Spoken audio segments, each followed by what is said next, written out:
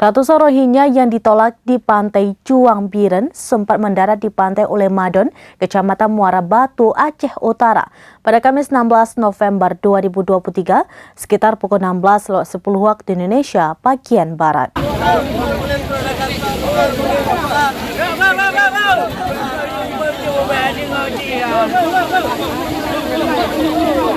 Namun pada malam hari warga Olemadon kembali menaikkan mereka ke kapalnya untuk ditarik kembali ke laut.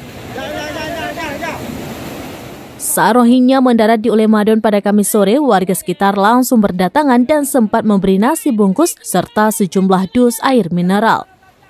Namun tak lama kemudian mereka pun diminta untuk naik kapal kembali. Warga pun saat itu membuat jalur dengan tali rapia sehingga mereka satu persatu naik kapal. Namun sebelum semuanya naik, seratusan Rohingya yang sudah di dalam kapal melompat kembali ke laut dan lari ke daratan lagi.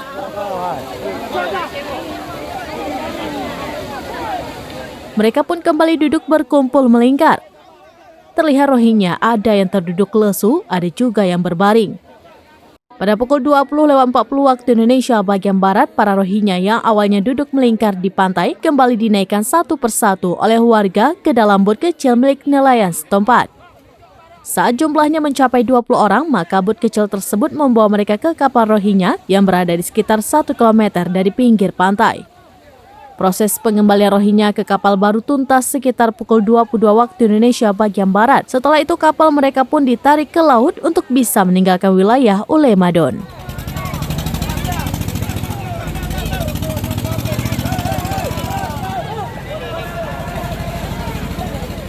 Dari Luxmawe, Saiful Bahri, Serambinus.com. Demikian informasi terkini Syedaralun. Saksikan terus beragam informasi lainnya. Jangan lupa like dan share seluruh akun Serambinus.com. Download Tribun X sekarang.